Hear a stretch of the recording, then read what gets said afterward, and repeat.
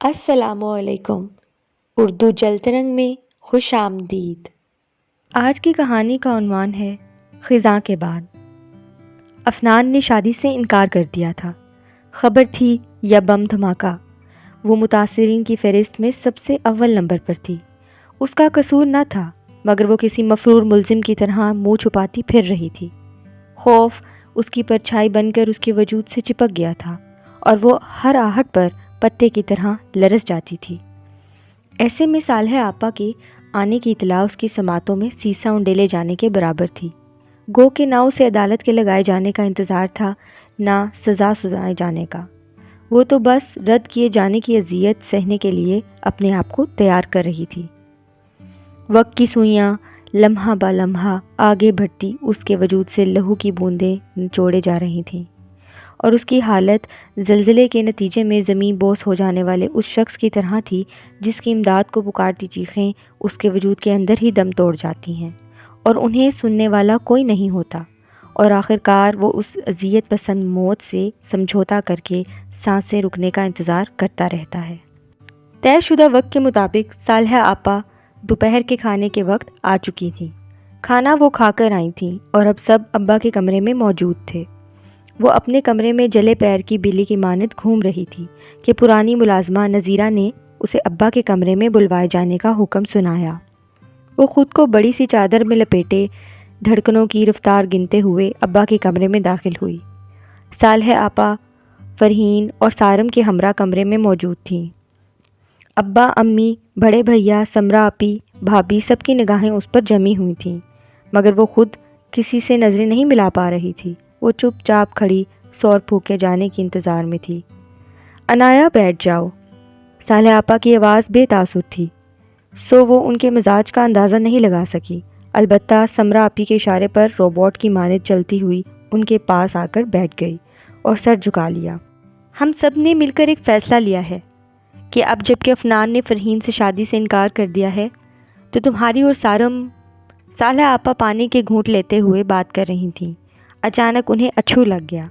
انایا کا دل چاہا کہ وہ اس موقع کا فائدہ اٹھا کر بھاگ جائے یا پھر ان سب کے سامنے ہاتھ جوڑ کر ان سے پوچھے کہ اگر افنان بھائی نے شادی سے انکار کر دیا ہے تو اس میں میرا کیا قصور ہے؟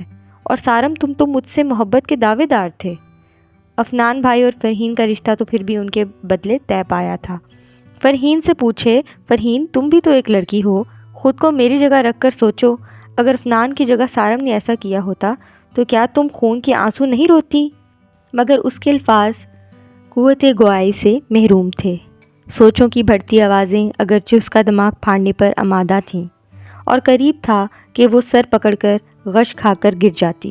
صالحہ آپا نے آ کر اسے اپنی آغوش میں بھر لیا۔ کیا ہوا ہے میری بچی؟ چہرے سے خون کیوں نچڑا ہوا ہے تمہارے؟ ارے یہ وقت تو سب پر آتا ہے، لڑکیاں ماں باپ کا گھر چھوڑ کر جاتی ہیں۔ ہاں البتہ یوں اچانک یہ خبر تمہیں ضرور حیران و پریشان کر گئی ہوگی۔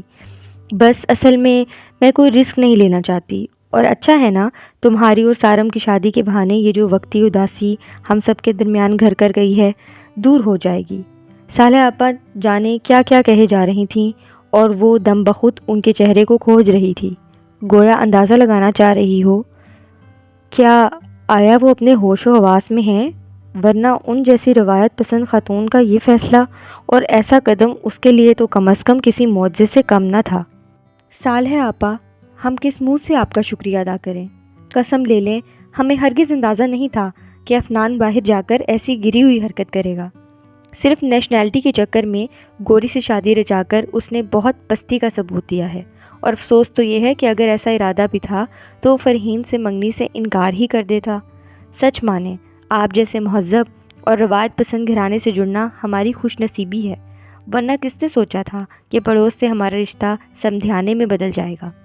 مجھے تو اب تک یقین نہیں آ رہا کہ آپ سب نے اتنا بڑا دل کیا اور ہماری انایا کو ٹھکرا کر جانے کے بجائے دل سے اپنا لیا، ورنہ اکثر تو ایسے معاملات میں یہی دیکھنے میں آیا ہے کہ اگر ایک طرف سے رشتہ ٹوٹے تو دوسری طرف سے بھی برابر کا بدلہ لیا جاتا ہے۔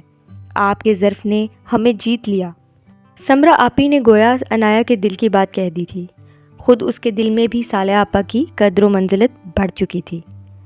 نہیں سمرا، ایسے مت کہو، میں انسان ہوں، فرشتہ نہیں۔